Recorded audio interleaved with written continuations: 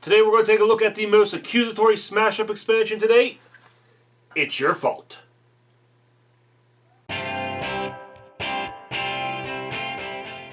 Welcome to another edition of Roll and Move Reviews Expansion Saturday. My name's Kirk, I'm your host. As always, thank you so much for watching. The story of Smash Up, It's Your Fault, began last year when AEG took submissions from players and fans to get ideas for the new factions they wanted to see in the game. They gathered up the best ideas, put them in a bracket-style tournament, and the 4 factions that came out on top went into the new expansion, allowing AEG to expunge themselves of all responsibility and place it directly on the shoulders of the fans. If you've seen some of my other reviews, you probably know I'm a pretty big fan of Smash Up. If you want to see what the game's all about and how it's played, you can go ahead and watch my review of the base game, then come back and check out my review of It's Your Fault. Here are the 4 factions that won the It's Your Fault tournament. You have Mythic Greeks, Dragons, Sharks, and Superheroes. You get, of course, the decks for the 4 factions, the dividers for the big geeky box, and each faction comes with 2 home bases for the game. Let's take a look at each one of these in a little more detail. First up, we have the Dragons, and the Dragon minions, of course, are all dragons. You start with a hatchling, you got your Imperial Dragon, your Wyvern I think it's pronounced, then your Great Worm. And these guys really focus on laying waste to the other players in the game. You see a lot of things result in -1 power, some take away victory points scored, and you also give yourself bonuses for things you do. So they're hoarders and they're destroyers, just like real dragons. You got Dragonlands, Raise, planet base, ability is cancelled. Just really the idea, bring down the walls, ruins.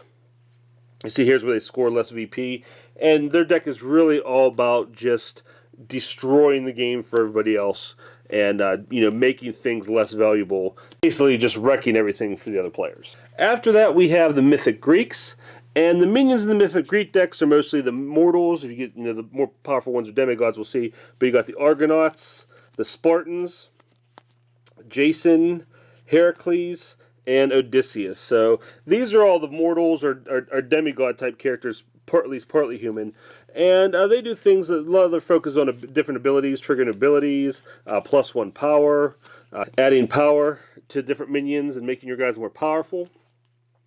Then what's really cool is all the actions are favors of the gods. You got favor Hermes, favor Hera, Hades, Ares, and you go through all the different gods, give you different favor. I'd say there's no real overall theme to the favor of the god, just basically what that god would do. Like obviously Hermes, he's fast, he gives you extra actions.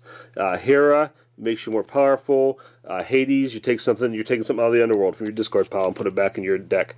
Ares makes your minions more powerful. So you see these different gods all do different things for you. And again, it's not as thematic a deck, at least mechanically, as a lot of them are, but they make sense within themselves what the different gods do. So it's a pretty fun, tough deck. Next we have the Sharks, and just some really good artwork in this deck, some of the best I've seen in the game. The Sharks are anthropomorphized. It's like dinosaurs with guns on their back are a lot more fun than dinosaurs without guns on their back. So they made their dinosaurs with guns on their back. Same thing, these sharks have arms and legs because it's more fun. Got your Makos, you got your Hammerheads, your Great White, and your Megalodon. And again, just really cool artwork on these cards. Really good looking. One of the best looking factions so far, I think. And these guys focus on moving around. Just imagine them swimming from base to base, moving around, and just wrecking things, eating minions. A lot of these minions and abilities focus on movement, moving from base to base, and then destroying things, having new minions show up like the Mako here, Hammerhead, +1 power counter. You get a lot of +1 power with these guys. So they work good with decks that focus on destroying cards, destroying other players, because they get more powerful the more things they destroy. Shark Week or Week of Sharks, Chum, Blood in the Water, Torn Apart, Dangerous Waters, frickin' Laser Beam. So just really cool abilities for those sharks. And like I said, I like putting them with the vampires because the vampires power up as they destroy things too. Finally, my favorite new faction, the Superheroes. And the Superheroes, I really like their minions because they got 2 types of minions. They got the mild-mannered citizens, all level 2s, and you see what they do. You can, at the start of your turn, you can destroy this minion and bring in a minion that has a power of 5. And that's because besides the minions, besides the citizen minions, you have these superheroes. and they are all level 5. You got Mind Lady, who has mind control powers. She cancels out other minions' abilities. You have the Burst, who can move around. He's a super speedster. He's like the Flash. He moves around from base to base real quick. You have Awesome Guy. Minions here cannot be destroyed. He's the protector. He's the big tank. And then you have Captain Amazing. Give each of your minions here +1 power at the end of your turn. She's the team leader. So you got some really cool minions here. Again, the deck focuses on cycling through, buffing up these tougher guys, the big guys, and cycling through, making sure you keep these guys coming out into play. They work really well, I think, with the princesses, because if you've got higher power guys, this deck really does a great job of boosting them up.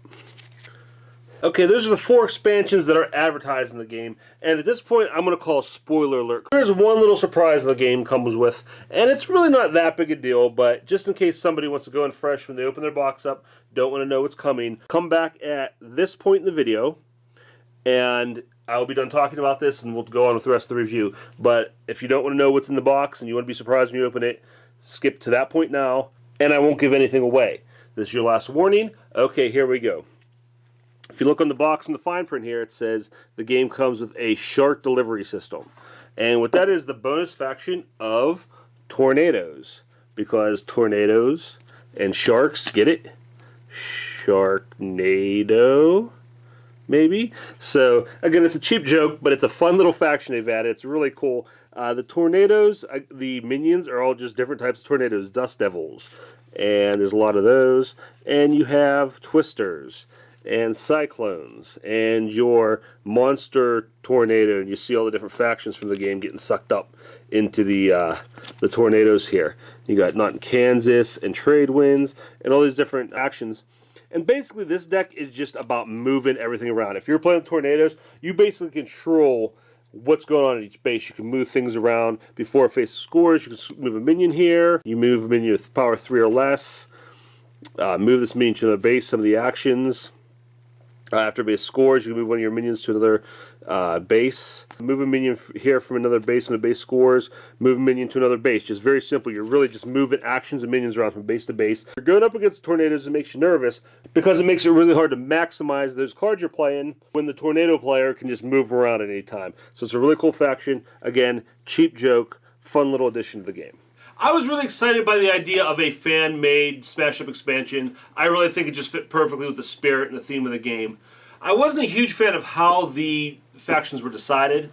Instead of taking all the best ideas, kind of throwing them in a hopper, shaking them up, and pulling out the best 4, they put them in that bracket, which I think eliminated some of the better ones and allowed some of the weaker factions to slide through. So when I saw the final 4, I thought they could have done a little better. I was very excited about superheroes because that was one of the ideas I submitted, along with a bunch of other people, I'm sure. But the other 3, even though my daughter submitted dragons, I didn't know what they could do with that. And the other 2 just seemed, could go either way.